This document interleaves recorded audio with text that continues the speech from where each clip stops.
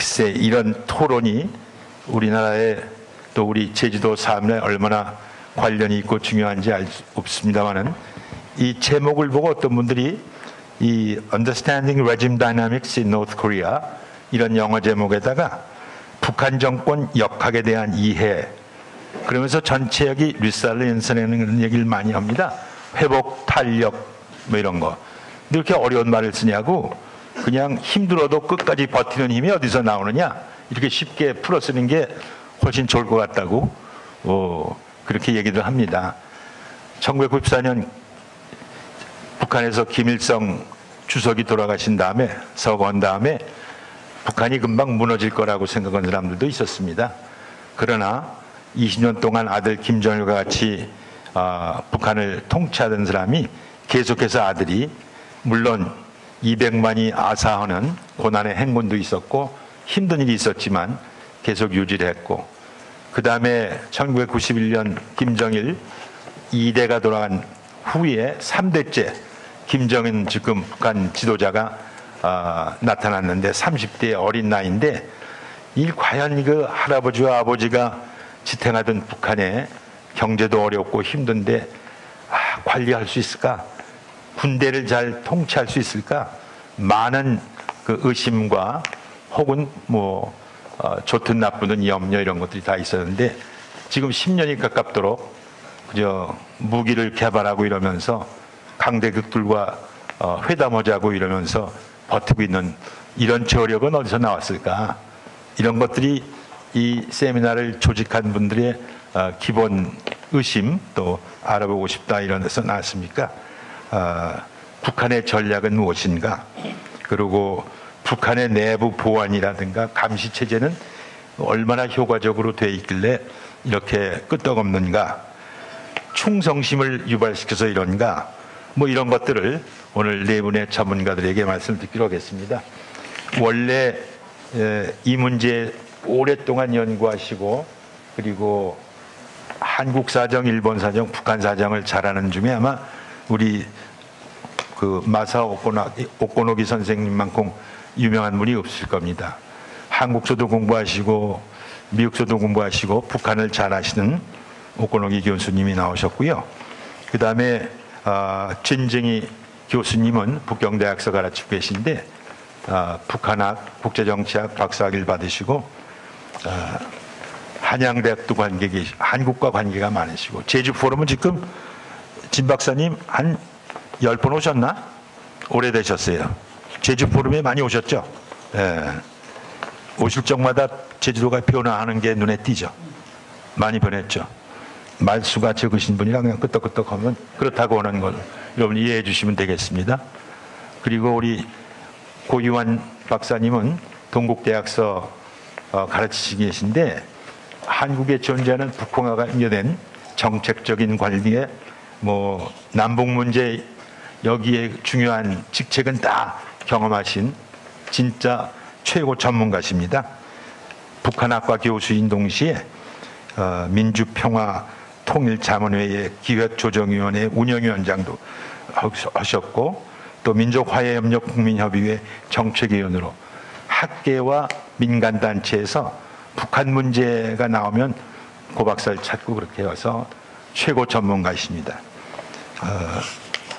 설명을 길게 하고 소개하면 오늘 시간이 다 갈 것 같아서 이제 그 정도고 우리 김연경 박사는 여러분이 잘 아시는 매주 토요일마다 아마 이분을 뵐 거예요. 북한 사정을 제일 많이 알고 북한도 자주 갔다 오시고 지금 MBC에서 일하시는 33년째 언론인이신데 통일부 출입기자도 하셨고 북한 취재 전문 기자로 알려진 최고 전문가이신데 지금 MBC에서는 통일방송 취집단장으로 통일된 다음에 아마 언제 될지는 모르겠지만 제일 또 더 바빠지시지 않을까 이런 생각을 가지고 있고요.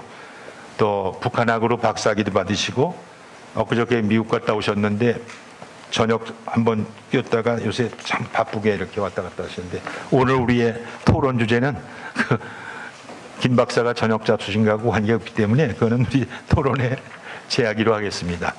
그러면 소개를 이 정도 하시고 혹시 제가 소개한 것 중에 의심이 나신다든가 더 알고 싶으신 게 있으십니까?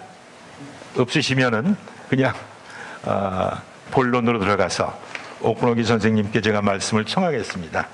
북한의 내부의 그 다이나믹스를 어떻게 보시는지, 앞으로 전망은 어떠신지 한번 말씀 좀 해주시겠습니까? 그걸 좀 키시고. 네.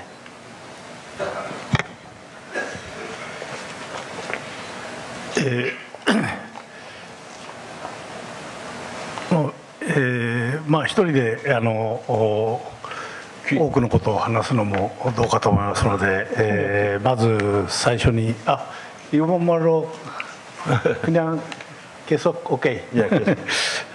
동시통역으로 나오니까. 그럼 한국말보다는 일본말이나 나서 일본말로 하겠습니다. 우선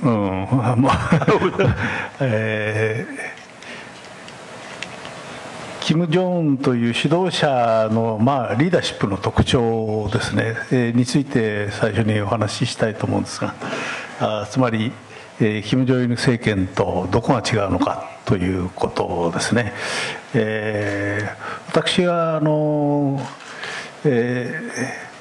の政権がスタートしてからまだそんな長いわけじゃありませんけれども、6、7年の間を観察していて、この指導者はOK? 네. 잘 들리시죠? 네. 괜찮답니다. 거기가 안 돼? 여기 좀 봐주세요. OK?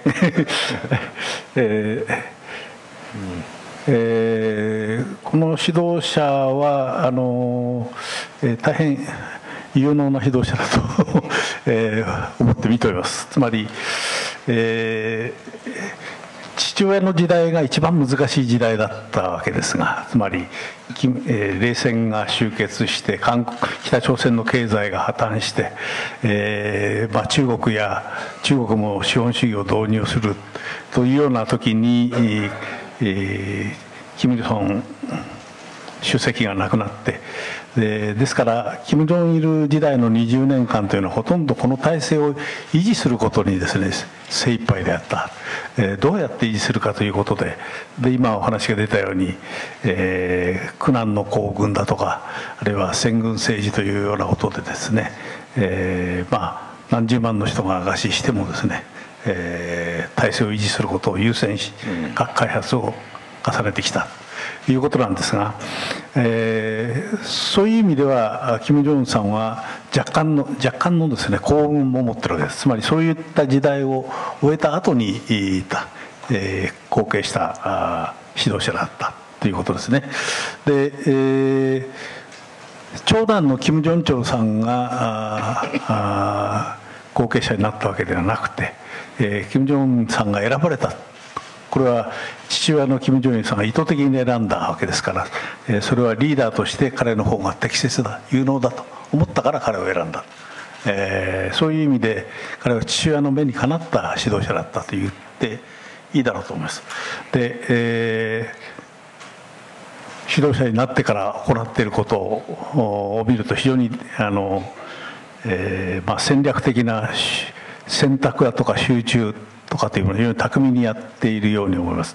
で、ダイナミックに政策を変えていく、その姿というのはですね、やはりこれは普通の指導者じゃない、やっぱり相当有能な指導者だというふうに見ざるを得ないだろうと思います。例えば2013年の3月に、いわゆる並進路線です、ピョンジン路線というのをこう出し彼はスタートしました。経済建設と核武力建設の2つを追求していくという、こういう非常に戦略的な選択、経済戦略と軍事戦略を一つにしたような戦略を2つの目標に集中してですね、新しい戦略を組み立てたわけですし、これを恒久的にやるんだというふうに言っていたわけですが、しかし、5年後にはそれは変わっていったわけですね。この路線が完遂された勝利宣言があってですね、経済に集中する路線というものが採択されたわけですが、しかしその過程に何があったのか、その間に何があったのかといえば、それはその間に、ミサイルとか核実験があってですね、そして、南北のサミットも、あったわけですね。そういった戦略的な挑発を終えて、18年に新しい戦略を採択する。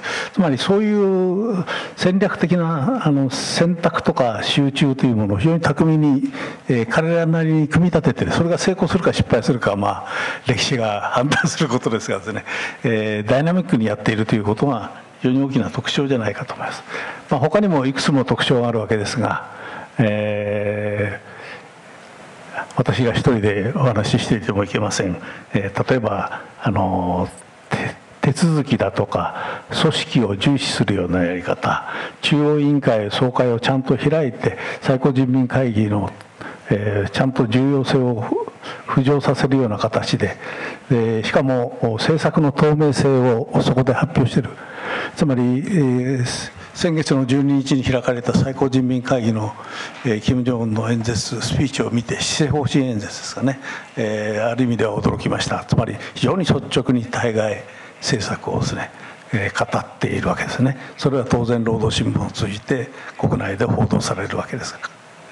ですからある意味での公開性とか透明性のようなものを維持している。つまりなんかかなり大きなスタイルの変化というものがですね、リーダーシップのスタイルの変化というものが父親と金正恩の間にはあるんだ。新しいやり方が始まっているということも言えるんではないかと思います。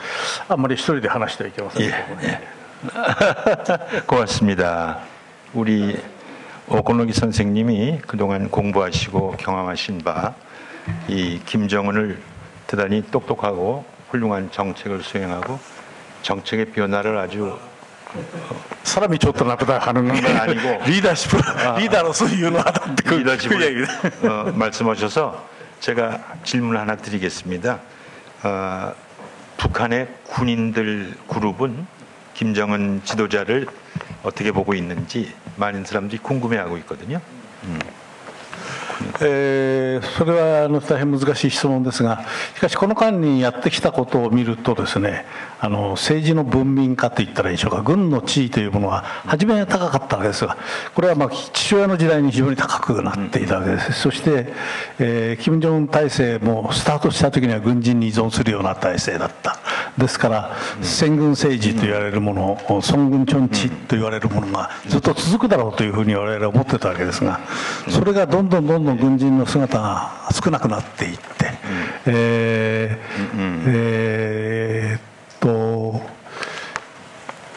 最近の金正恩委員長の誕生日にはクムスサンの宮殿でみんなこう揃って挨拶するわけですが、その姿を見てるとだんだん軍服が減ってですね、私服になっていく。18年から完全に私服になっているような、そんなような感じ。つまり戦軍というような言葉もですね使われなくなってきているわけですから、将来は分からないですが、私はその軍と政治の関係、党の関係でいうと、北朝鮮が難しくなれば軍への依存が高まって軍服の姿が増えていくんだと思うんですね。で、順調にいってる時は軍服の姿が減っていく、そういうような調節がある程度行われている。ですから、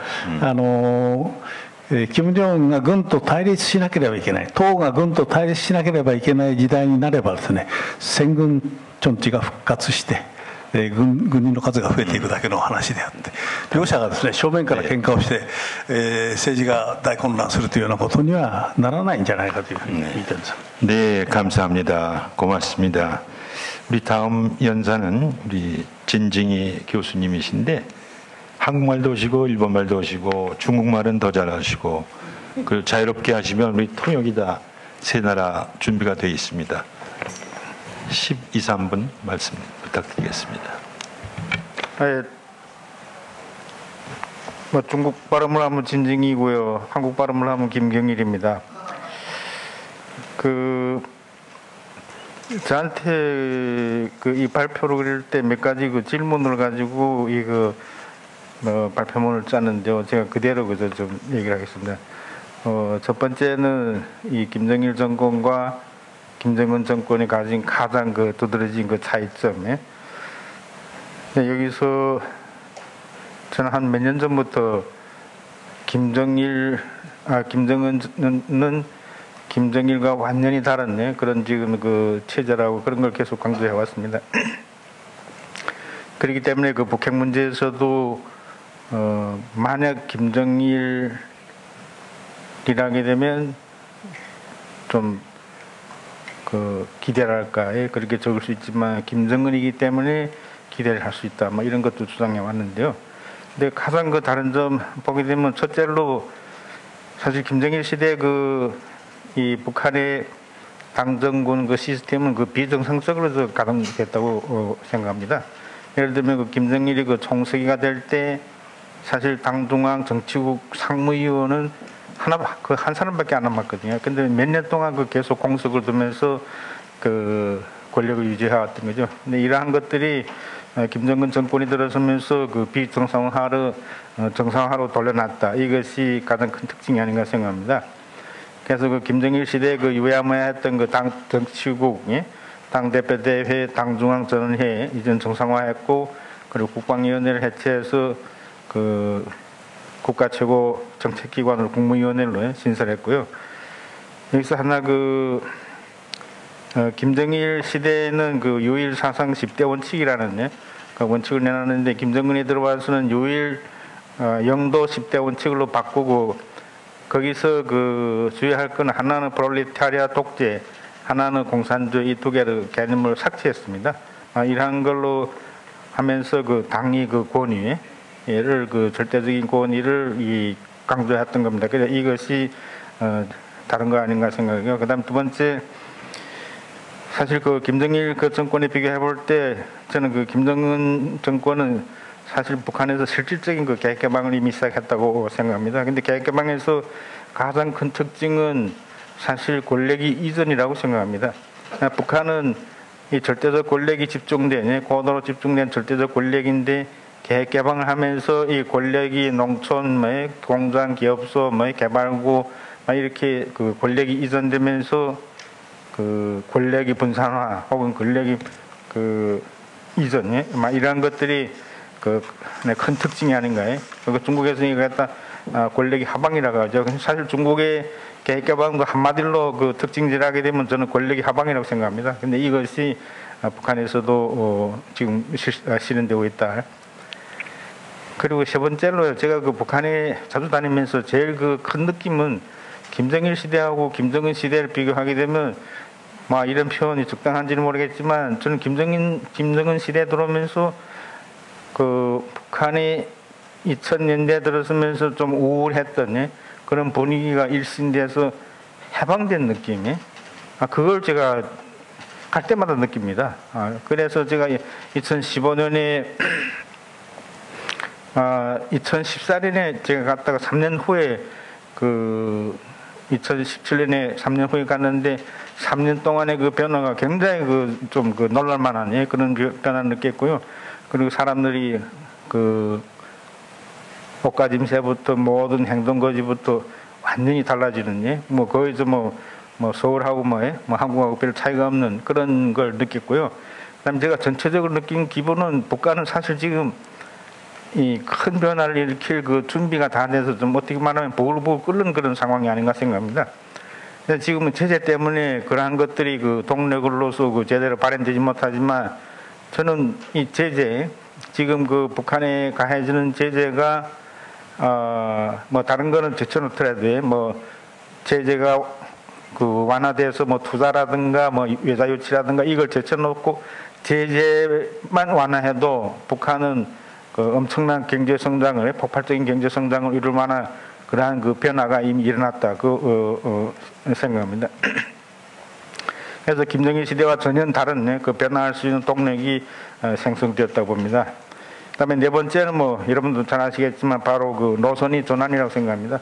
근데 사회주의 국가에서는 노선이 모든 걸 결정한다고 하거든요. 근데 사실 북한에서 7기 3종 전원회의에서 그 경제발전 노선을 당이 전략 노선을 선택할 때 저는 그것은 병진 노선이 종식됐을 뿐만 아니라 성군 정치도 종식됐고요.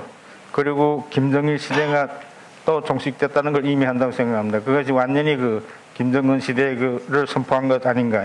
그래서 중국에서는 그것이 중국의 11개 3중 전원회의 계획개방 선언한 그것과 거의 맞먹는다고 이야기하는데요. 저도 그렇게 봅니다. 그다음에 두 번째 큰 질문이요. 북한 정권이 인민에 대한 장악력을 잃을 수 있는 가능성과 시나리오는 무엇인가 그랬는데 굉장히 저한테는 좀 민감한 문제인데요. 근데 역시 북한은 수령 유일 지도 체제입니다. 그래서 고도로 집중된 중앙 권력이 나라를 통제하거든요. 근데 사실 북한에서 수령 유일 지도 체제라는 것은 수령은 내수이고 당 조직은 신경이고 인민은 세포. 그래서 수령에 대한 절대적 총성이 나라의 기반이라고 저는 생각합니다. 그런데 이 수령 유일 지도 체제에 걸맞는 프레임이 바로 계획경제이고 집단화입니다. 또 이 수령 유일 지도 체제하고 상극인 것이 바로 시장경제 요소라고 생각합니다. 그런데 바로 지금 김정은 정권 7년에 북한에는 시장과 계획의 싸움이라 할까요? 시장이 우세를 점하면서 시장경제 요소가 확장되는 방향으로 나가는 게 이러한 것들이 결국에는 계획의 욕구를 분출시키고 그리고 사회 문제도 불거지면서 어떻게 보게 되면 한쪽에서 누르면 다른 쪽에서 일어나는 그런 풍선 효과 이러한 것들 해서 중국에서 계획개방 초기에 겪었던 전방위적인 문제들이 노출되는 거 아닌가 하는 그런 걸 느꼈습니다. 그래서 사실 오늘의 북한은 이제는 지난날 우리 그런 계획경제로 담을 수 없는 그런 북한이 됐다고 생각합니다. 그리고 이제는 단순한 계획사회로부터 복잡한 현대사회로 진입했다고 저는 생각합니다. 그렇기 때문에 이 북한의 수령유일지도 체제하고 지금 이 계획 조치에 따른 시장 경제 요소의 확장되는 것이 한편으로는 변화의 동력이 될 수 있지만 다른 한편으로는 주민에 대한 이 정권의 장악력이 약화될 수 있는 그런 것도 아닌가 하고 생각합니다. 세 번째로 김정은 정권은 일종의 집단체제의 모습을 보여주고 있는 거 아닌가 이런 질문을 하셨는데요. 근데 또 앞에 그걸 중복하게 되면 사실 김정일 정권 때는 아까 말씀드렸지만 중앙정치국 상무위원회가 장기간 공석 그리고 김정일 한 사람에 의해서 좌지우지되는 그런 권력 구조인데 근데 김정은은 사실 이걸 정상화를 시켰죠. 정상화를 시켰는데 틀은 집단지도 체제의 틀을 이미 다 갖췄다고 생각합니다. 그런데 북한은 여전히 수령유일지도 체제의 나라라고 생각합니다. 그래서 제가 집단지도 체제라는 내용을 알아보니까 그거는 최고 권력자의 독재를 배제하고 간부들이 집단적 합의로 중요한 방침이나 정책을 결정하는 정치 체제를 가리킨다고 했는데, 근데 북한 체제 특성상 이것은 받아들일 수 없는 거라고 생각합니다. 북한은 여전히 우리 수령 유일 지도 체제고요. 그리고 여기서 집단 영도 체제라는 거는 사실 수령이 유일 지도 체제 아래에 이러한 틀이 아닌가고 생각합니다. 그래서 당이 절대적 권위라고 생각하는 이야기를 하는데요. 당이 절대적 권위도 수령이 절대적 권위 밑에 있는 당이 절대적 권위지 수령과 동일시되는 그런 거는 아니라고 생각합니다. 그리고 네 번째로 더 무시무시한 민감한 문제를 제기했는데요. 김정은 체제가 갖는 공포 정치 한계가 무엇인가 그렇게 했는데 저는 우리 지난 세기를 돌아보게 되면 사회주의 국가들에서 거의 모두 프롤레타리아 독재라는 를 실시해왔고 계급투쟁을 진행해왔습니다. 중국 같은 경우에는 1950년대부터 문화대혁명까지 정치운동 엄청 많이 벌렸거든요. 그래서 기본적으로 숙청을 많이 했죠. 근데 북한도 프롤레타리아 독재, 그래서 1950년대부터 남로당, 소련파, 연안파, 뭐 갑산파 해서 숙청을 엄청 많이 했고요. 그리고 김정은 정권에 들어와서도 뭐 여러분들 잘 아시겠지만 그런 면에서도 그 많이 진행해 왔다고 보는 겁니다. 근데 이러한 것들은 결국에는 북한 정권의 그 유지, 북한 정권을 공격하게 하는, 근데 그리고 수령 유일 지도 체제 이런 걸 확립하기 위한 그 수단이라고 생각합니다. 그렇기 때문에 냉전이 종식되면서 사회질권이 붕괴되고 큰 변화가 일어났을 때도 북한, 그리고 또 북한 붕괴론이 그때 성행했음에도 북한이 끄떡하지 않은 것도 바로 이러한 데 원인이 있지 않는가 생각합니다. 그래서 김정은 정권도 역시 뭐 숙청을 빈번하게 하고, 그래서 자기 그 정권 기반이 그 단단히 다지고 한 일환으로서 김정은이 그 수령 권위를 절대화하고, 이러한 면에서 숙청이 이루어지는데, 저 보게 되면 초기에 많이 이루어지고 일정한 그 정권이 기반을 닦은, 뭐 지금 와서는 그렇게 빈번하게 일어나는 그 상황을 보게 되면 역시 정권 유지, 그리고 김정은의 그 수령 일지도를 구축하기 위한 그 일환으로서 이루어졌다고 저는 생각합니다. 근데 북한이 개방으로 나가게 되면 아까 저도 말씀드렸지만 북한의 그 통치 방식도 영향을 받지 않을 수 없다고 생각합니다. 그래서 현재 북한의 전체적 사회 분위기를 볼 때 김정일 시대와 지금 많이 다르다고 얘기했는데요. 근데 끝없는 그런 숙청으로 그렇게 되면 리스크가 굉장히 증대되고 체제 안정에 효과가 생길 수도 있다고 생각합니다. 그래서 사실 뭐 숙청이 계속 이루어지게 되면 사람마다 자기 보호, 그리고 자기 뭐 위험 이런 걸 느끼게 되면 전체적 사회적 분위기도 그렇고 역시 사회 안정, 그리고 체제 유지 모든 면에서는 역효과가 나타날 수 있지 않는가 하고 생각합니다. 그런데 아까도 말씀드렸지만 북한에서 중국에서는 헌법에 프롤레타리아 독재를 삭제하고 인민민주 독재라는 걸로 대체했습니다. 그러니까 인민 그리고 민주도 들어갔습니다. 독재였는데 인민민주 독재라고 하고요. 근데 프롤레타리아 독재를 삭제하고, 그리고 북한도 프롤레타리아 독재를 삭제했죠. 그래서 이런 걸 볼 때 김정은 정권 7년의 통치 방식에도 저는 천천히 모름지기 큰 변화가 일어났지 않는가 생각합니다. 네, 이상입니다. 감사합니다.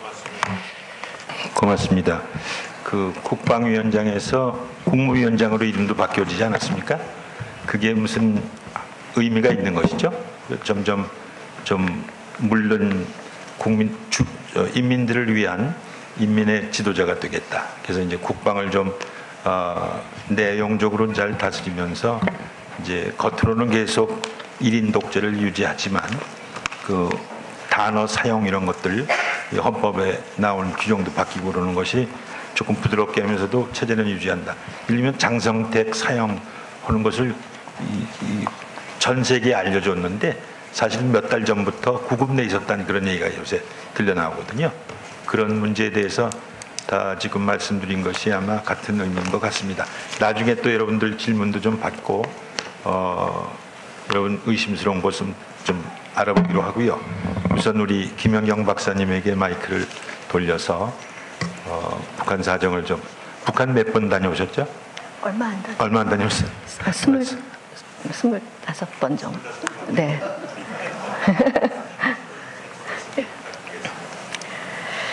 예, 두 분 선생님께서 너무 앞에서 정리를 잘해 주셔서 제가 아주 가벼운 마음으로 조금 미시적인 이야기들을 할 수 있을 것 같습니다. 저는 김정은 정권으로 넘어가는 시기, 그러니까 북한에서 말씀하신 것처럼 수령은 뇌수인데 그 뇌수가 뭐 사망을 하거나 병들었다고 했을 때 그 체제의 가장 큰 위기가 될 수밖에 없는 거겠죠.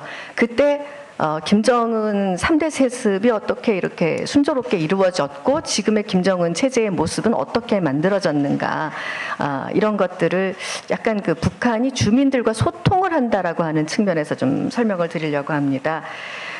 사실 1994년에 김일성 주석이 사망한 이후에 김정일 정권이 여러 가지 위기에 처했을 때 그 해결 전략이 선군이었습니다.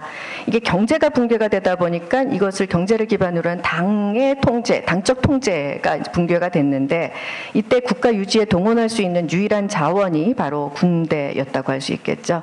그런데 이제 우리가 북한이 이 선군을 설명할 때 루마니아, 소련, 중국의 경험을 예로 드는데 루마니아나 소련은 군대가 배신하거나 분열을 해서 지도자와 당을 지키지 못했다.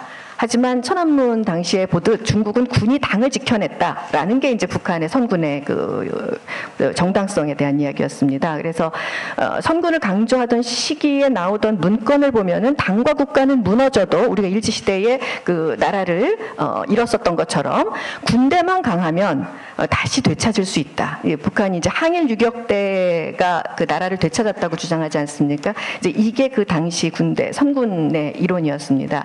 그런데 이 선군은 이제 앞서 두 분 말씀하신 것처럼 다른 딜레마에 직면을 하게 되는데 이게 군을 통제할 당이 악화됐다는 점입니다. 이게 북한은 그 동안에 이게 당이 군을 통제하고 하는 전통이 있었습니다만, 그다음에 선군이라는 게 당면한 위기를 극복하고 생존을 하는 것까지는 할 수 있겠지만 과연 국가를 발전하는 전략까지 이어갈 수가 있겠는가? 이제 이것이 문제가 있었습니다. 그래서 포스트 김정일 체제는 결국은 당국가 체제를 정상화하고 경제를 발전시켜야 할 과제를 안고 있었는데요.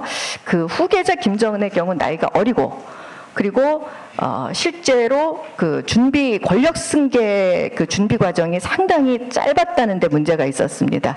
과연 20대 지도자를 북한 주민들이 과연 경력도 없는 후계자를 받아들일 수 있을 것인가? 이제 이런 부분에 대한 설득 작업을 김정은이 등장하기 전에 북한이 아주 오래전부터 해왔다는 게 이제 저의 주장인데요. 김정은 권력 승계를 이제 전후한 시점에 결국은 모든 그 자원을 다 동원을 해서 이 리더십 승계와 관련한 위기 전략을 수립을 하게 되는데 선전선동 수단 그리고 모든 당 조직들이 이제 동원이 됩니다. 이제 고민은 강력한 리더십의 이전, 김정은 리더십의 정당성 확보, 그 다음에 1990년대에 김일성 주석이 사망함과 동시에 북한의 어떤 그 위기들이 닥쳐왔는데 이 리더십의 교체 시기에 또 다른 위기가 와서는 안 된다라는 점, 통제불능의 위기를 방지해야 된다는 점, 그 다음에 안보와 경제 위기를 극복하면서 발전 전략을 제시하는 것에 초점을 맞췄다고 할 수 있겠습니다. 이 가장 중요하게 보는 게 리더십 문제인데요. 이게 이제 2005년에 새로 나오게 된 이야기입니다. 이제 여기 보시면은 이 가운데 누군 것 같으세요? 예, 맞습니다. 이게 몇 살 때냐면은 18살 때입니다.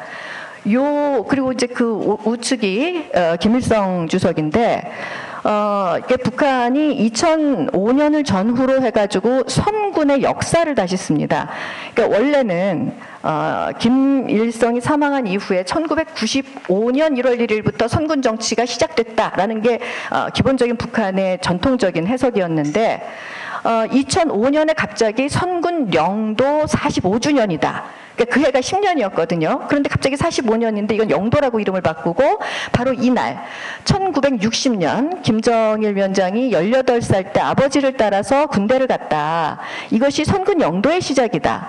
그러면 그때 당시에 60대의 김정일 위원장한테 또 다른 이력이 필요하지는 않았을 것이고요. 그 다음에 나오는 이야기가 뭐냐면은 군대가 이미 김정일을 아무런 직함이 없지만 사실상 지도자뿐 아니라 최고사령관으로 예우했다라는 역사책이 새로 나옵니다. 이 작업이 이제 2005년에 본격화되는데 북한이 조선노동당 역사를 2004년에 냈던 조선노동당 역사를 2006년에 딱 한 챕터만 바꿔가지고 새로 발간을 하는데 바로 이 부분입니다.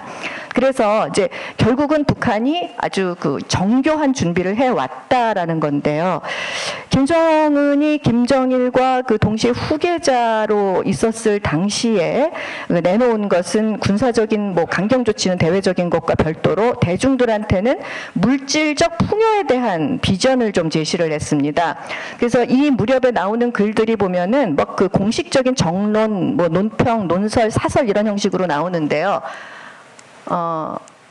예. 이 부귀영화라고 하는 그 제목의 그 내용이 다시 나옵니다. 개념 정리를 다시 합니다.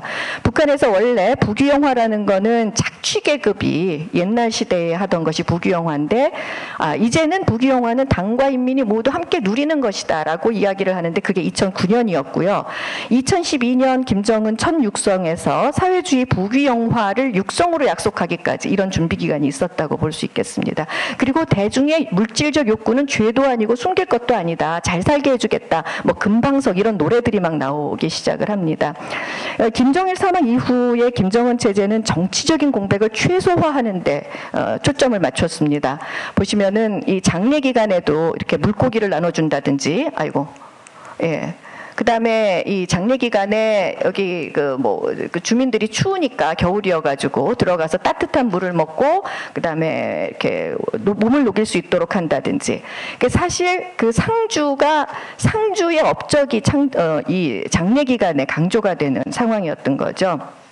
그리고 이건 뭐 김정일 위원장이 김일성 사망 이후에 4년 동안 유훈 통치를 했던 것과는 대조되고, 요거는 김정일 위원장이 사망한 지 딱 2주 만에 장례식 사흘 만인가 활짝 웃으면서 첫 현지 지도를 나가는 그런 모습들이었습니다. 이 통치의 공백을 최소화해서 위기를 막겠다라고 하는 그런 생각들이 강하게 있었던 것 같습니다.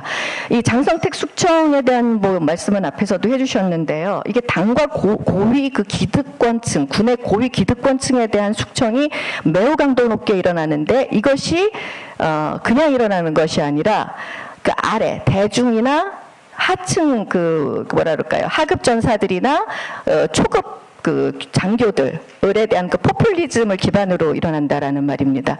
지금 이 화면은 뭐냐면은요, 그 해군의 장성들입니다.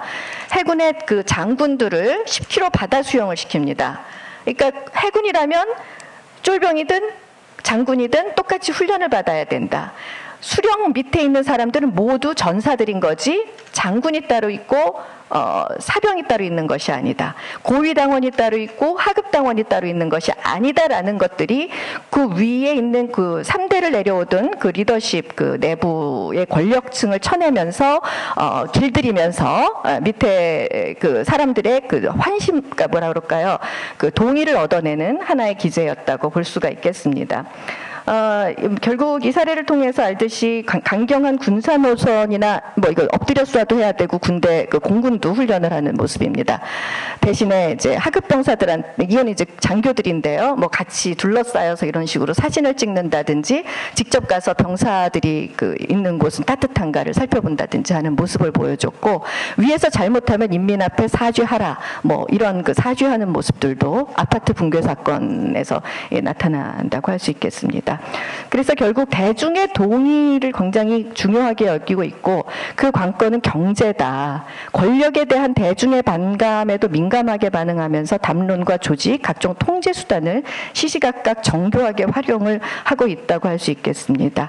여기에 더해서 냉전과 대결이라는 외적인 그런 환경이 결국 내부의 결속, 내부의 어떤 그 대내적인 반발을 억제하는 그런 수단인데요. 결국 북한 체제가 지닌 문제는 저는 경제라고 보는데, 이 경제적 어려움의 원인이 누구에게 있다고 대중이 판단하는가, 이것이 저는 상당히 중요하다고 봅니다. 다시 말해서 주민들이 판단하기에 이게 김정은 정권의 실책 때문이냐, 뭐 예를 들어서 2009년 말에 화폐 개혁을 했을 때 상당한 혼란이 있었고, 북한 당국이 사과하고 그 다음에 뭐 즉각 시정하고 책임자 처벌까지 했습니다.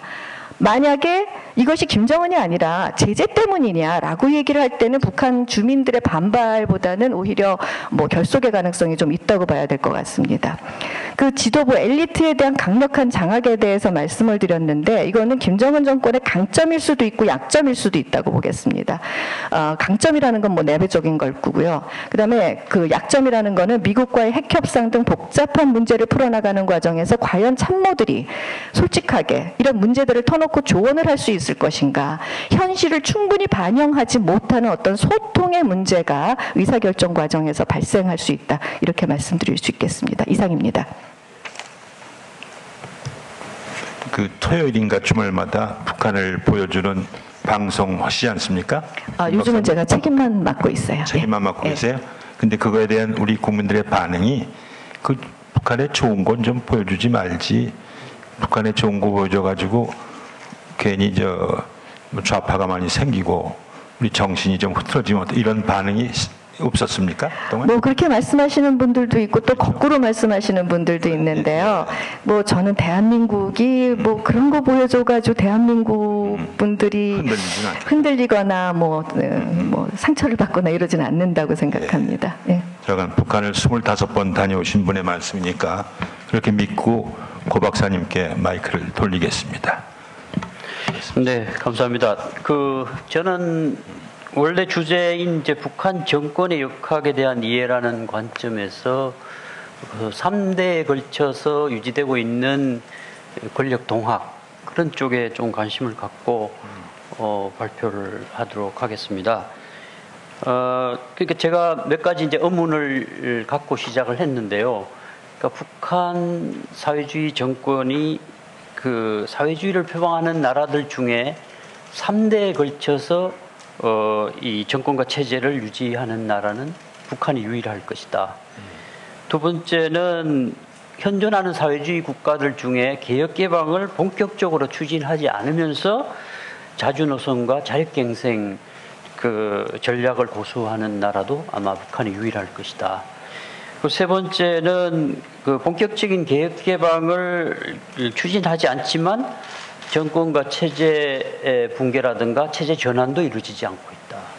그러니까 우리식 사회주의를 그대로 여전히 고수하고 있는 나라이다.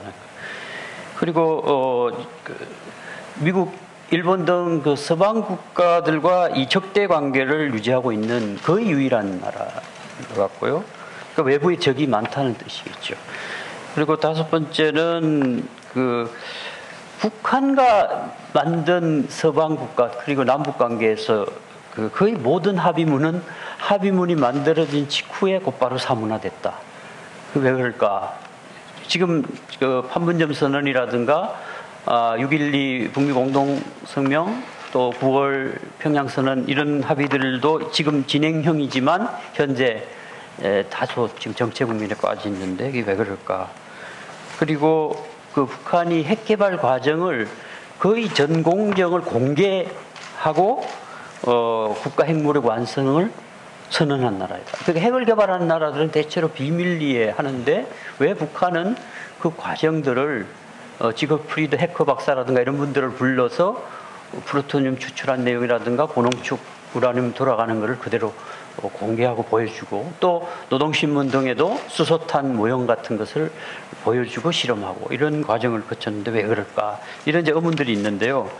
저는 어쨌든 이런 이제 북한 체제의 의문들은 그 역사적 경험 속에 이제 제국주의 시대의 식민지 경험에서 결국은 그 유격태 전통에서 체제 정당화의 근거를 찾고 어쩌면 성군 정치도 여기서부터 이제 근원적인 내용이 이어지는 내용이라고 볼 수 있겠고, 그다음 남북 사이의 이제 분단 체제라는 틀 속에서 적대적 공존, 의존 관계가 유지되면서 민족 담론과 통일 담론이 나오면서 결국은 통일을 위한 어떤 그 강력한 지도자상, 또 분단 체제의 체제 유지나 통일을 위해서 장기 집권의 필요성 이런 것들이 유지되어 온 거 아닌가 하는 생각이 들고요.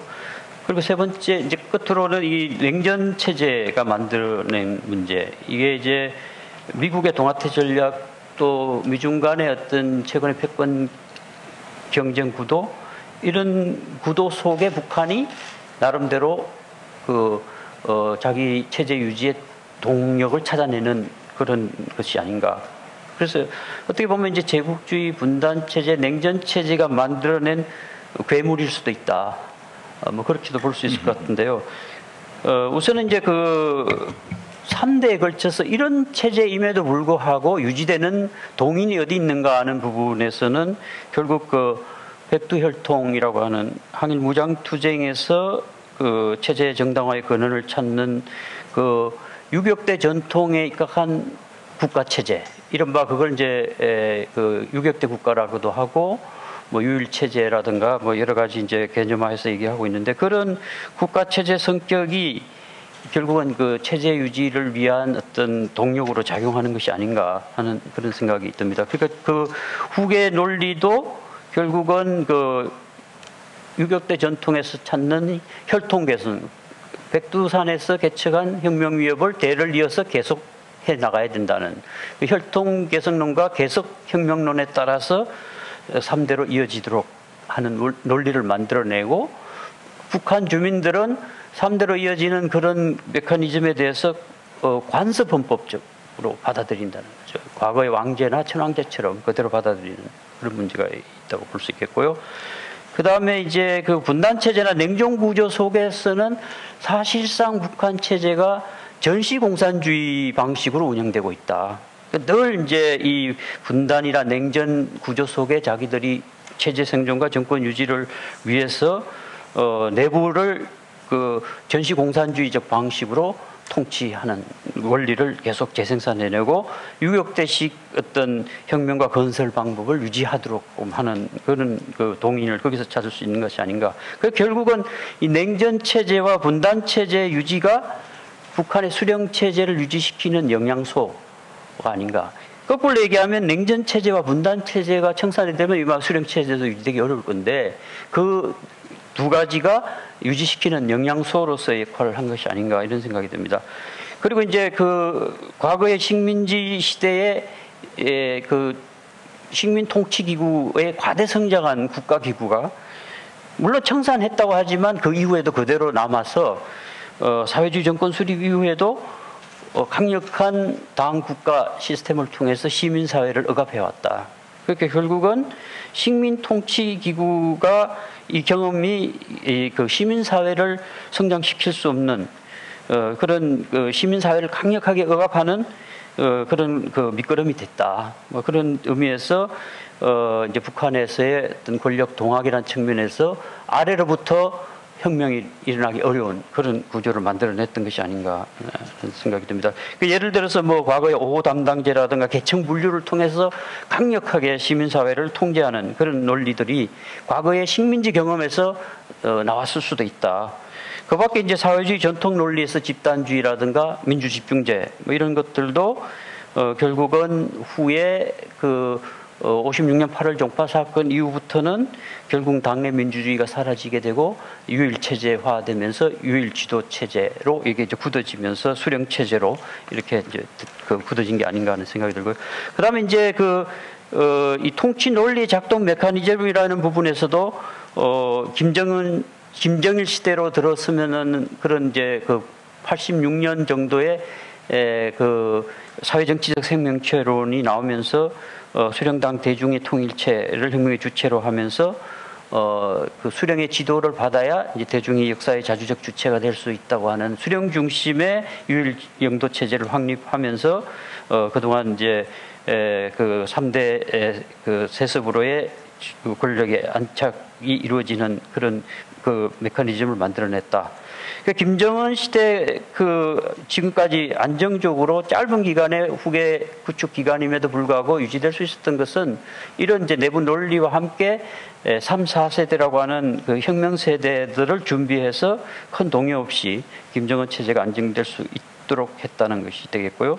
그 다음에 이제 그 국가 핵무력 완성 부분입니다. 김정일 시대는 대량 살상 무기 개발을 사회주의 붕괴 이후에 생존 전략 차원에서 추진을 하면서 경우에 따라서는 협상 레버리지로 또는 바기닝 칩으로도 쓸 수 있다고는 생각을 했지만 김정은 시대 와서는 국가 핵무력 완성 쪽으로 병진 노선의 그 완성을 그 목표로 내걸고 이제 완성을 했고 결국은 이제 최근에 보면 그 높아진 전략 국가의 지위를 반영해서 우리 국가 제일주의를 내걸고 있다. 과거에 김정일 시대는 우리 민족 제일주의라고 해서 민족 담론을 강조하면서 남북 간의 어떤 그 화해 협력을 많이 강조한 데 대해서 이 김정은 시대 와서는 우리 국가 제일주의를 내걸고 전략 국가의 지위를 갖고 이 새로운 어떤 국가 주도의 발전 전략을 모색하는 것이 아닌가 그런 생각이 듭니다. 그래서 이제 나름의 지도자상 국악이라든가 이런 부분에서는 앞에서 다 얘기가 된 부분이라 김정일의 언둔 통치라고 한다면 김정일은 언둔 통치라고 한다면 김정은은 이제 김일성 향수를 자극하면서 당국가 체제를 복원하고 과대 성장한 이제 군부를 제자리로 돌리면서 이제 제도화된 틀을 활용하긴 하지만 그러나 이 김정은 시대에도 수령의 직갈 통치와 톱다운 방식의 정치 과정과 총대 중심은 여전히 유지되고 있다. 그러니까 수령 중심의 통치 논리는 그대로 유지되고 있고 이제 군사 강국을 완성했으니까 앞으로 이제 경제 강국을 통해서 이 지속성을 유지하겠다. 그래서 지금 이제 핵무력 완성 이후에 병진 노선의 종결과 함께 경제 우선 노선으로 이제 노선을 바꾸는데도 결국은 이제 수령 체제의 장기 주석이라는 관점에서 보면 나름대로 이제 관습헌법적인 수령의 개성이라는 부분에서는 정당성을 얻었지만 장기 집권을 하려면 효율성을 얻어야 된다. 그러려면 이제 인민생활을 획기적으로 개선시키기 위한 노력이 있어야 되고 그걸 위해서라면 제재로부터 벗어날 수밖에 없고 그러기 위해서 지금 이제 미국과 핵 협상을 하고 있다. 그것은 핵무력 완성에 대한 어떤 경험. 지금 이제 그 경험은 결국은 이제 전략 국가의 능력은 앞으로 버린다 하더라도 가질 수 있다는 아마 그런 자신감을 반영했을 수 있겠다는 생각이 들고요. 그리고 지금 이제 시대적 의미로 보면 4차 산업혁명 시대에 지금 이 경제를 발전시키지 못하면 영원히 후진국으로 낙후될 수밖에 없다. 그래서 중국의 경험에서 보듯이 지금 늦었지만 과학기술, 인재 양성 이걸 통해서 4차 산업혁명 시대에 편성하게 되면 부상할 수 있다. 그리고 이제 마지막으로는 아마 저는 중국 부상이라고 보는데요. 그러니까 미국과 아무리 평화협정을 맺고 안전을 문서로 담보받는다 하더라도 언제라도 미국이 원하면 깰 수 있는 부분이기 때문에 지금 이제 최종적으로 비핵화를 결심하고 경제발전 우선 노선으로 가자는 데는 아마 중국의 부상이라는 부분에 상당히 주목하고 있는 것 같습니다. 왜냐하면 4차례에 걸친 북중 정상회담 과정에서 김정은 위원장이 북중 관계는 한 집안 식구이고 한 참모보다 그건 사회주의 같은 진지를 쓰고 있다는 의미거든요. 그러니까 지금 핵을 버린다 하더라도 앞으로는 중국이 체제 안전 보장과 경제 발전에 있어서 어느 정도 역할을 해줄 수 있다는 그런 기대가 있는 것 같습니다. 그래서 그런 의미에서 나름대로 이제 조건부 비핵화론에 대한 결심은 서 있는데 그 조건을 지금 충족시키지 못해서 잠시 지금 정체 국면에 빠진 거 아닌가. 그래서 앞으로 한미 등이 이 관련 국가들이 이 조건을 어떻게 충족시키면서 비핵화를 유도하고 개혁 개방으로 유도하고 정상국가로 이제 나올 수 있도록 하느냐는 것이 관건인 것 같고요.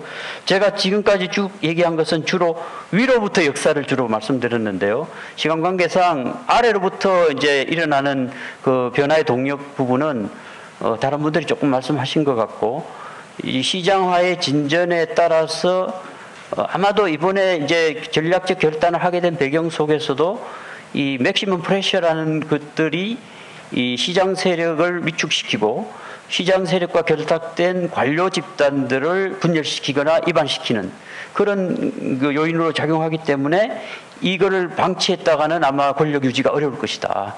그래서 선제적으로 이제 그 두 가지 자기를 떠받치는 지지 세력의 어떤 지지 확보 그리고 인민생활 향상 두 가지를 충족시키는 그런 경제 발전에 지금이 때다고 생각하고 전략적 결단을 했다고 저는 봅니다. 이상입니다. 감사합니다. 이 고 교수님께서 준비하신 것도 많고 하실 말씀도 많은데 이 전체 시간을 위해서 여기까지만 말씀하시고 네 분이 말씀하신 것 중에 서로 좀 질의하시거나 좀 질문하고 답하시고 그럴 생각이 있으신지 한번 여쭤보겠는데요. 고려교 전에 고 교수님에게 한 가지 지금 북한의 장마당이 500개 이상이 섰다고 그러는데 김 박사님도 좀 생각을 하시고 그 장마당의 위력이 대단하다는 얘기가 간접적으로 들렸거든요. 근데 얼마나 대단한지 이 김정은 지도자가 그 사람들 그냥 계속 장마당을 방치할지 또 강권적으로 무슨 조절을 할지 뭐 이런 데 대한 말씀이 혹시 있으신 말씀 좀 해주세요. 고난의 행군 시대를 거치면서 장마당이 이제 일상화됐다고 봐야 될 거고요. 그러니까 공식 경제를 통해서 배급 체계가 붕괴되고 중앙 공급이 원활치 않는 상황 속에서 시장화는 이제 불가피하다. 그리고 이제 국가 측면에서도 시장을 이제 공식화해서 그 매대에서 이제 어떤 사용료 같은 걸 받아서 시장으로부터 국가 재정에 필요로 하는 자금 조달을 하는 그런 의미도 있습니다. 그러니까 시장의 기능을 계속 그 권력에 대한 어떤 부정적인 작용만 하는 걸로 볼 수도 있지만 권력 측면에서도 시장을 활용하는 측면도 있다.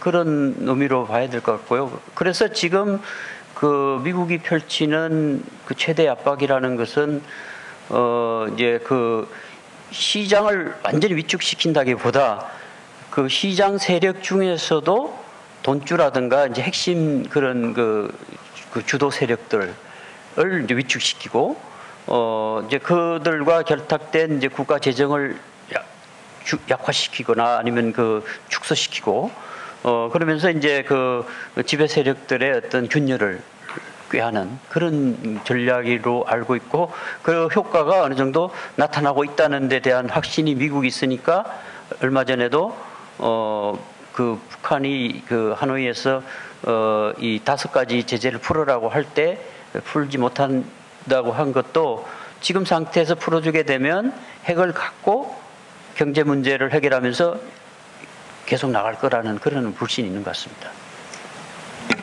가벼운 질문인데 김영경 박사님, 김여정은 어떻게 돼 있습니까? 어디 아픕니까? 아니면 혹시 소식 있으십니까?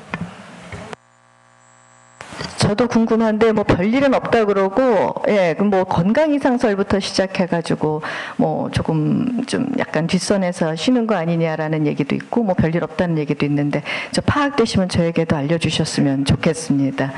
여기 패널 여러분들 혹시 우리 플로어에 여러분들에게 질문을 좀 계신 분들 부탁해 볼까요? 지금 시간에?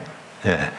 오늘 이 오후 시간에 이 제주도에 있는 오연고등학교 또 여자고등학교 학생들도 오시고 특별히 유네스코 제주협회 회장님과 회원들이 관심 가지고 이렇게 찾아오셨는데 유네스코라는 데가 평화와 인적 교류를 중심으로 좋은 세상 만들자고 하는 목적을 가진 단체라 아마 관심이 많으신 것 같습니다. 찾아와 주셔서 너무 감사하고요. 우리 플로어에 있는 여러분들 질문 있으신 분 질문을 받겠습니다. 손을 들어 표시해 주십시오. 네, 여기 맨 앞에 계신 분. 이럴 때는 앞에 앉는 게 유리합니다. 금방 눈에 띄니까. 예. 예, 저는 중앙일보 논설위원 남정호라고 합니다. 제가 그 질문을 진 교수님한테 좀 드리고 싶은데요. 그 다른 분도 지금 오늘 이번 회의에서 그 유명했던 그 그레함 앨리슨 교수가 얘기했던 것 중에서 무슨 얘기를 했냐면은 미국의 사람들이 중국에 대해서 굉장히 큰 실수를 했다. 왜냐하면 20, 30년 전에는 중국이 가난했던 중국을 미국이 많이 지원해주면 중국이 근대화되면서 민주화되고 상당히 좋은 국제사회의 일원이 될 거라고 이렇게 생각을 해서 닉슨이니 뭐 키신저가 그렇게 도와줬거든요.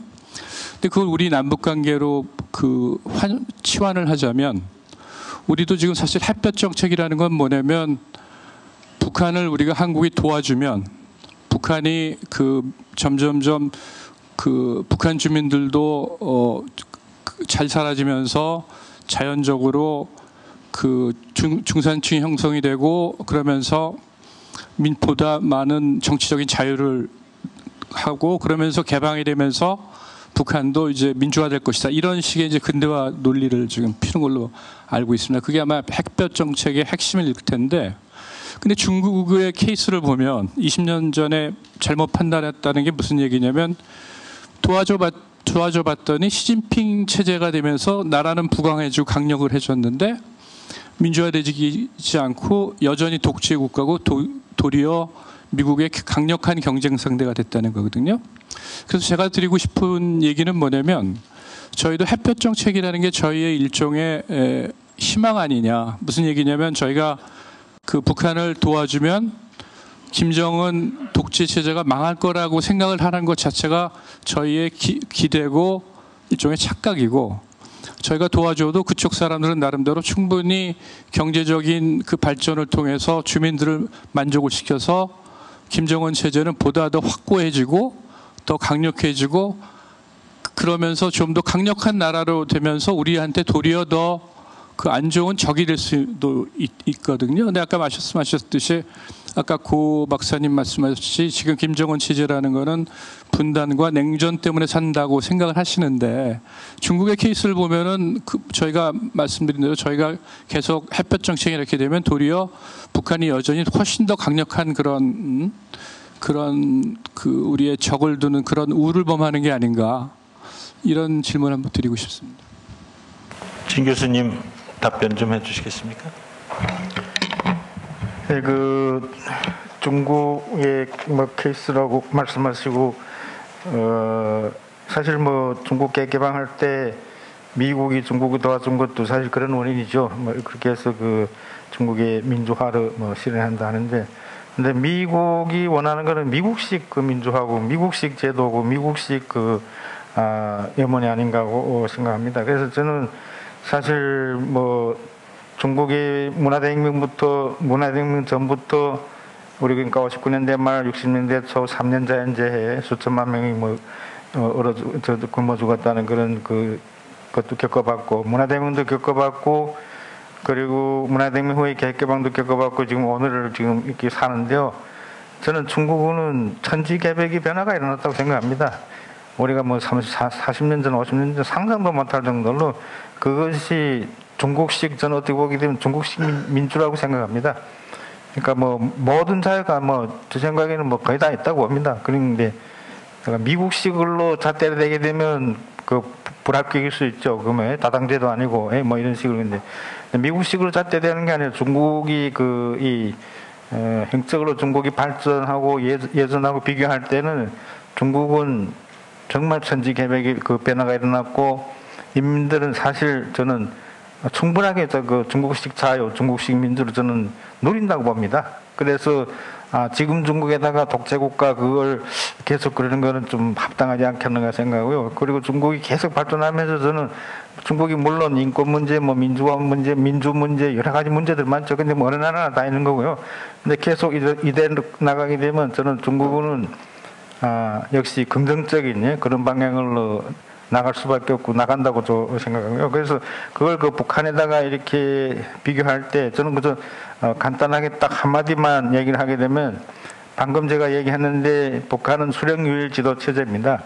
수령유일 영도 체제라는 것은 수령에 대한 절대적 충성이 그 나라의 기반입니다. 그 나라 이것이 흔들리면 나라가 흔들립니다. 김일성부터 김정은이 와서도 김정은이가 지금 유일 사상 지도, 사상 체계 10대 원칙을 유일 영도 체계 그 10대 원칙으로 고쳤거든요. 근데 역시 그 수령 유일 지도 체제입니다. 근데 이 시장 경제 요소가 확장되면서 사람들이 솔직히 돈에 충성합니다. 그리고 시장에 충성합니다. 왜 그런가 하면 돈 있고 시장이 있으면 뭐나 다 있는 겁니다. 근데 지금 사실 뭐 계획경제가 뭐 거의 붕괴됐다 할까요? 뭐 이런 상황에서 국가가 해줄 수 있는 게 사실 많지 않기 때문에 시장에서 그걸 찾고 시장에서 모든 걸 그릴 때는 저는 사람들이 가치관이 다 변했다고 생각합니다. 가치관도 변화되고 거기에 따라서 점차 시장경제 요소 확장되게 되면 시스템도 저는 바뀐다고 생각합니다. 중국이 그렇게 이때까지 왔거든요. 그런 의미에서 북한의 변화는 뭐 당장 뭐 눈에 띄는 변화보다도 서서히 저는 이제 좀 북한도 이 김정은 체제 7년에 큰 변화가 일어났다고 생각합니다. 제가 들은 바에 하게 되면 한 외국 교수가 북한에서 강의를 하다가 학생들한테 뭘 희망하냐 하고 물어보니까 거의 모든 학생들이 돈 버는 걸 희망한다 이런 생각 얘기를 하고 했다는데 지금의 젊은 세대들, 젊은 일대들은 사실 이렇게 하게 되면 뭐 맞는지는 모르겠지만 충성도부터 이 국가의 모든 이것이 우리 김일성, 김정일 시대하고는 크게 변화됐다고 생각합니다. 이것이 바로 역시 지금 방금 햇볕 정책이 말씀하셨는데요. 제가 북한에서 조금 아주 저하고 가까운 분인데 굉장히 좀 높은 위치에 있는 분인데 개인적으로 물어봤습니다. 햇볕 정책 어떻게 보는가? 그 햇볕 정책이 북한에 미친 영향이 도대체 뭐냐 하니까 자기는 딱 하나래요. 햇볕 정책이 있었기 때문에 그 북한 사람들이 남한이라는 사회를 알았다는 겁니다. 남한을 알게 됐다는 겁니다. 그전에 전혀 몰랐는데, 근데 그걸 알았다는 그 자체만 저는 큰 성과라고 생각하죠. 그런 식으로 계속 이렇게 교류를 하고 계속 이렇게 하게 되면 제 생각에는 안보는 계속 아래로 흐르고요. 위로부터 아래로 흐르고 변화가 없을 수 없다고 생각합니다. 그런데 그러한 변화를 너무 급하게 촉구하다 보게 되면 문제가 생길 수 있지만 이 큰 장원한 관점에서 보게 되면 북한은 변화할 수밖에 없고 또 이미 변화가 일어났다고 생각하고요. 그래서 제가 늘 그 한국에 와서 하는 얘기가 북한 변화를 원하게 되면 북한은 시장 경제 바다에다 빠뜨리라고 뭐 그런 식으로 얘기를 했는데 길은 거기밖에 없다고 봅니다. 고맙습니다. 진 교수님이 원래는 김 선생 아니세요? 김 씨. 김을 중국 발음으로는 진이라고 하죠. 고향이 함경도시죠? 예, 함북 명천입니다. 근데 명천? 명천, 예. 명태 많이 나는데. 맞습니다. 어쨌든 명천, 부모 출생은 어디서 하셨어요? 출생은 중국이고요. 중국이고. 예, 저 부모님들 그러니까 우리 아버님이 7살에 중국으로 가셨어. 32년도에 중국으로 가셨으니까. 예. 그래서 이게 영어로 아이덴티티 크라이스라고 그럴까? 그러니까 내가 중국 사람인지 북한 사람인지 남쪽 친구들은 있고 이게 헷갈리고 그런 건 없으시죠? 헷갈리진 않습니다. 네, 알겠습니다. 또 잠깐만 여기 아니 저쪽 분저 하고 조금 기다리시죠. 간단하게 자기 소개를 좀 하시고 말씀해 주십시오. 저는 제주도민입니다. 그리고 여기 학생 들어왔는데 오연고등학교 출신입니다. 그러시군요. 예. 자, 아까 사회자님께서도 말씀하셨는데 북한에 장마당이 500개나 있다고 들었습니다. 제가 보기에는 장마당 자체가 우리 자유경제 시대의 시장이라고 생각을 하거든요. 예, 그러면 북한 정부가 지금까지 그걸 지켜보면서도 없애지 못하는 이유는 그걸로 인해서 주민들이 먹고 살기 때문에 그렇지 않느냐는 얘기죠. 그렇다면 결국은 그것 때문에 북한이 개방할 수밖에 없지 않느냐 하는 얘기입니다. 그 개방하고 그 장마당하고 관계를 좀 설명해 주셨으면 고맙겠습니다. 김 박사님. 예. 장마당과 북한 당국과의 관계가 상호 대립적이라고만 생각을 하시는데 상호 보완적인 측면이 분명히 있습니다. 물론 장마당이 정부의 어떤 강력한 통제나 이런 것들을 우회할 수 있는 공간이 되고 또 이제 배근망이라든지 이런 것들을 교란시키거나 여러 가지 문제들은 있을 겁니다. 주민에 대한 어떤 장악력을 약화시키는 데 있어서 영향력은 발휘하겠지만 실질적으로 북한이 이제 사회주의 경제권이 없는 상황 속에서 이 북한만 고립된 예전 1980년대 사회주의로 살아가기는 어려운 것이고 현실 사회에서는 또 그렇게 될 수도 없는 것이고 북한은 이미 오래전서부터 다른 길을 모색을 해왔던 것 같습니다. 한 2000년대 초반에 조국 땅 한 끝에서라고 하는 드라마가 있었습니다. 근데 그 드라마가 이제 라진 선봉의 사례를 그 드라마로 만들었었는데 거기에 보면은 시장에 대한 이야기가 나옵니다. 그래서 당국에서 시장을 만들어 주었다. 과거의 농민시장은 10일장입니다. 1일, 11일, 21일에 그 농민들이 쉬는 휴일에 농민들이 쌀을 제외한 식료품 같은 거, 농산물이죠. 농산물들을 가지고 나와서 물물 교환을 하는 곳이었는데 이런 것들이 이제는 공산품까지 팔 수 있는 종합시장이 됐고 그 종합시장이 각 군에 한 2개 정도씩 이제 생겨나는 건데 거기에 대해서는 그 시장을 관리하는 부서가 있고 관리해서 그 요금을 받는 부서들이 있고 그렇다 보면 우리도 이제 남대문 시장에 보면은 그 정식으로 점포를 열어 있는 시장도 있지만은 그 밖에서 좌판을 펴놓고 또 이게 장사를 하는 또 할머니 분들이 그런 식의 굉장히 다양한 그리고 총판도 있고 뭐 이런 식의 것들이 만들어지는 것은 사실입니다. 그러니까 분명히 말씀드린 것처럼 아까 그 부귀영화가 됐던 어떤 물질적인 담론들, 이제 더 이상 물질 욕망이 죄가 아니다라고 얘기한 것은 바로 북한 당국이 그러한 어쩔 수 없는 흐름을 인정을 한 것이고, 그 다음에 어떻게 보면은 지금 제북 제재 국면에서는 그 시장에서 오히려 국영상점에 대는 자재까지도 이렇게 구해주는 그런 역할까지도 한다는 거죠. 그러니까 물론 그 시장이 북한 정권에서 봤을 때 상당히 위기의 요소이기도 하지만 이게 지금 와서는 이렇게 상호 보완적인 측면도 분명히 있다, 이렇게 말씀드릴 수 있겠습니다. 고맙습니다. 이 북한 내부의 권력의 다이나믹스 어떻게 이렇게 지탱하느냐 이런 얘기를 하다 보니까 결국 남쪽과도 관련돼서 많은 분들이 그 햇볕 정책은 실패작이다, 그것 때문에 도와줘가지고 핵을 만들었다, 뭐 이런 얘기들 어린아이들 같이 하는 분도 계시고, 지금 말씀 들어보니까 좀 긴 안목으로 조금 기다려보면 상당한 변화들이 있다, 이런 것을 우리가 짐작할 수 있는데, 오늘 나오신 연사님들이 한국계 중국분 또 한국분들 얘기했는데, 우리 일본 학자님은 이 햇볕 정책의 그 여파, 그 결과를 어떻게 보시는지 잠깐 말씀 좀 여쭤볼까요? 그리고 질문 하나 또 받을게요. 오코노 선생님이 말씀. 지금 今市場の市場の話が出ていましたけれども、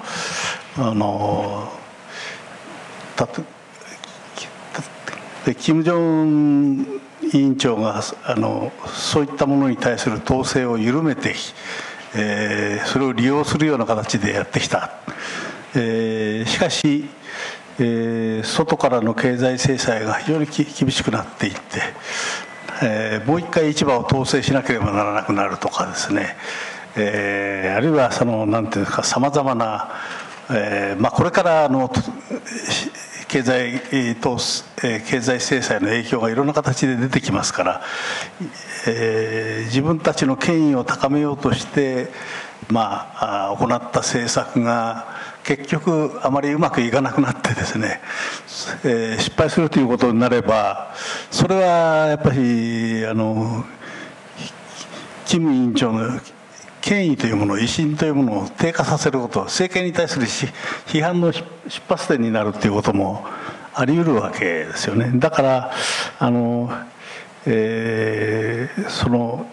ヘッピ・チョンチェフがそういう成功か失敗かというようなことはあんまり簡単には言えないもので、ヘッピ・チョンチェフの結果として政権の基盤が弱くなっていくということはやっぱり十分にあり得る。国際情勢いろいろ変わっていくわけですからですね、その都度簡単に答えが出るような問題ではないと思うんです。私は今金正恩委員長がやってきたことっていうのは、今ハノイで、米朝会談うまくいかずにですね、またもう一回難しい局面に立たされていった時にですね、良かれと思って彼にとってはいいと思ってやってきたことがマイナスになっていくっていうことは、十分にあり得ることだと思って見ているんですね。つまり公開的に自分の政策を説明してきても、それはうまくいかなければ外交の失敗ですから、政府は何をしてんだということになるわけですから、今まで秘密にしていたから批判がなかったようなことまでみんな表に出してですね、そのために批判がそこに集まってくるっていうようなことは十分にあり得るわけですから、ですからな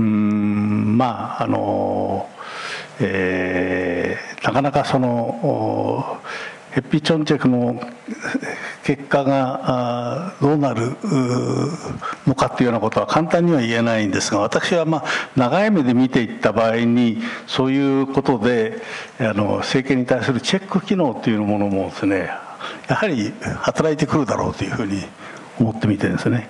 ただしそれが簡単に体制の崩壊を導くようなものになるというふうには思ってないですけどね。時間があるのかどうか、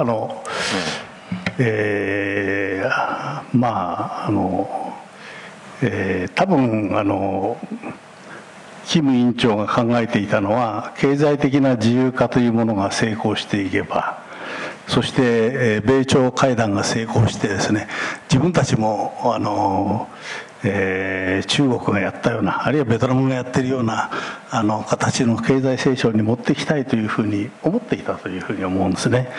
でということはキム委員長の権威というのはですね、政策の成功によって支えられていく、そういう政策が成功すればですね、アメリカと会談したキム・ジョンウン委員長は偉大であるとか、あるいはその結果として経済成長が始まったではないかというような政策の結果が彼の権威を支えるというようなですね、そういう、新しいシステムのようなものがそこで誕生するんで、これは、開発独裁だとか権威主義体制と言われるものに近づいていくっていうことになるんだろうと思うんですね。ただそれがじゃあうまくいかなくなった場合に、やっぱり失敗したじゃないかと、我が国の指導者のリーダーシップは成功的ではない、失敗するんだというような批判というものがどの程度にその政権に影響を与えるのかというようなことはやっぱりちょっと考えていかなきゃいけないと思うんです。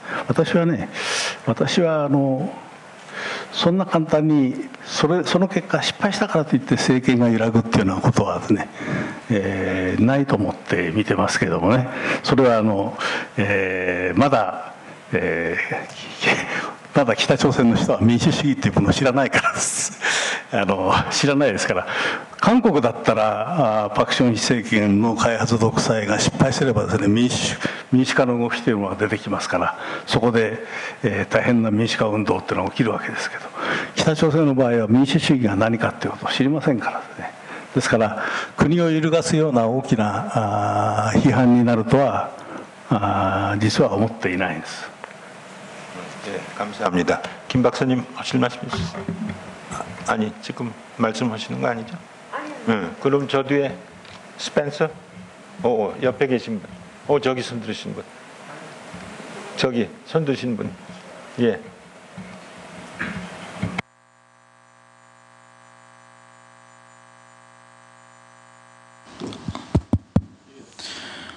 제가 진 교수님께 드리고 싶은 질문이 있는데, 지금 북한이 중국에 대한 경제 의존도가 매우 높지 않습니까? 근데 지금 중국을 나중에 이끌어 나갈 사람들은 중국의 젊은 층인데, 중국의 젊은 층이 북한에 대한 생각이 어떤지, 그리고 또 만약에 중국의 젊은이들이 만약에 북한의 우호적이라면은 지금 북중 무역 전쟁에 북중 무역 전쟁이나 미중 무역 전쟁이 있으니까 반미 감정이 있진 않은지 뭐 그런 것 좀 묻고 싶습니다. 진 교수님, 중국의 젊은이들이 어떤지 그런 얘기 제가 질문 제대로 듣지 못했는데요. 예. 간단히 다시 한번 여쭈세요. 좀 소리 크게 좀. 소리 좀 크게. 북한의 중국 젊은 사람들의 북한에 대한 감정이나 감정이 북한에 대해 우호적인지, 아니면 북한에 대해 되게 네거티브한지, 아니면은 그저 그런지 뭐 그정. 왜냐하면은 북한이 북중 경제나 이런 것 때문에 중국에 대한 경제나 이런 거 의존도가 매우 높은 걸로 알고 있는데, 그게 나중에 중국 젊은 층들이 나중에 자라서 사회 일원이 되고 높은 사람들이 되면은 나중에 중국이 북한에 대한 정책이 바뀌지는 않을까, 그런 의문이 있는데. 예.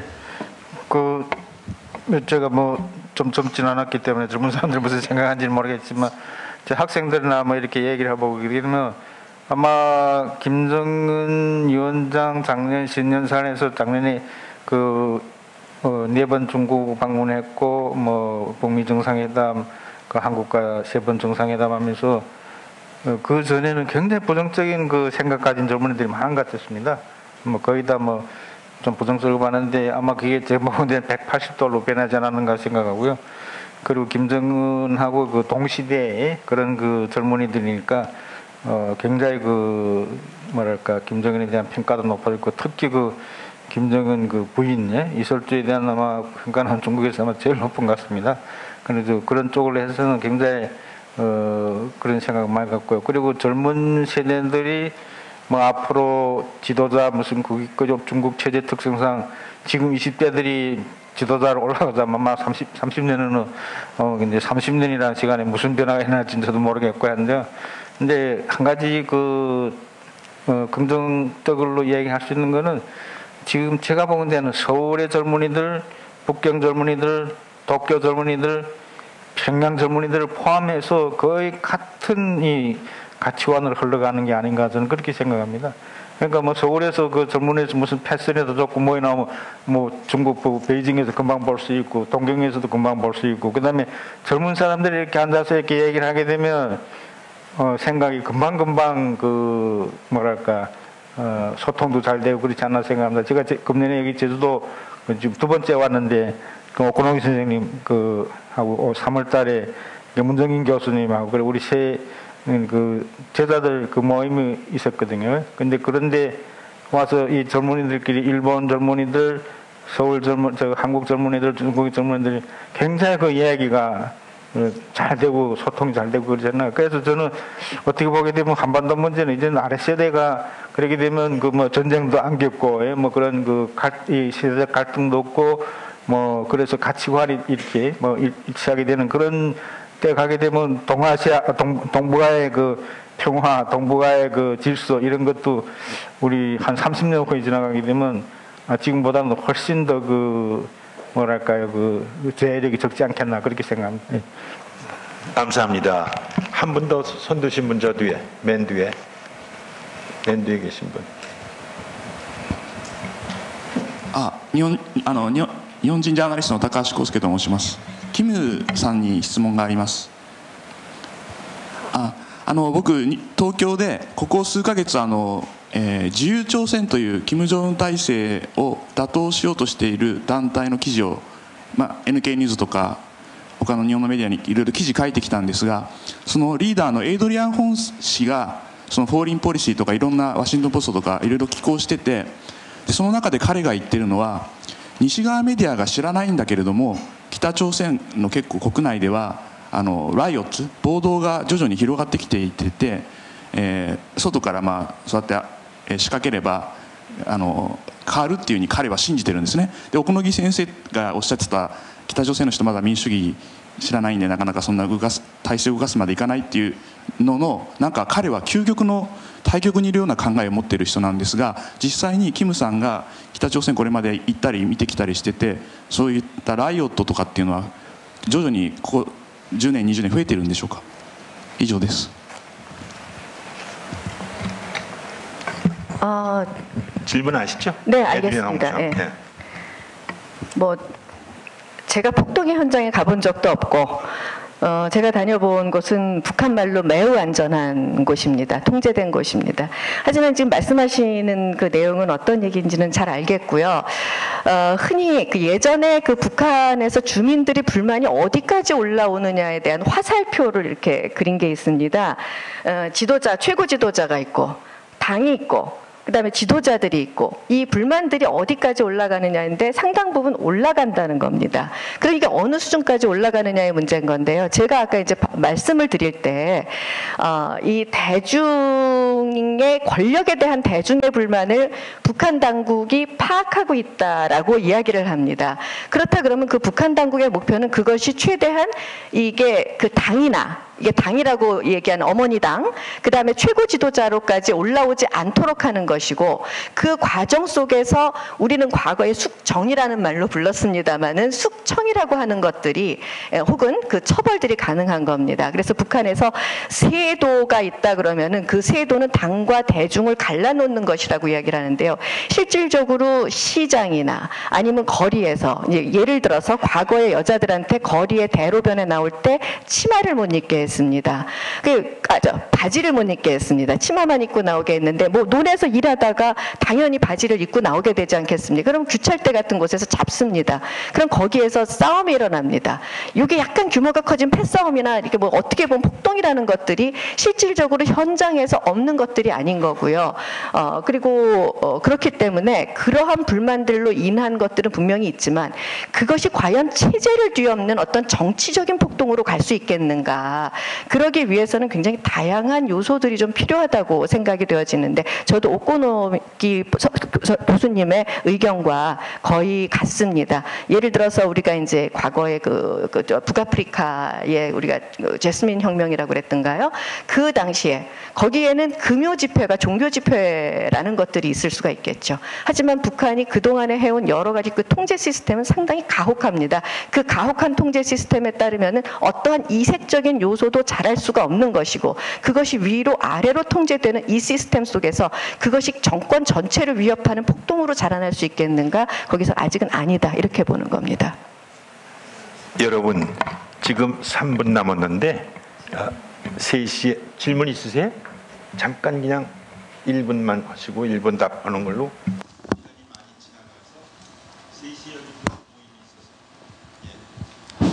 죄송합니다. 저는 서귀포시청에 다니는 현정삼이라고 합니다.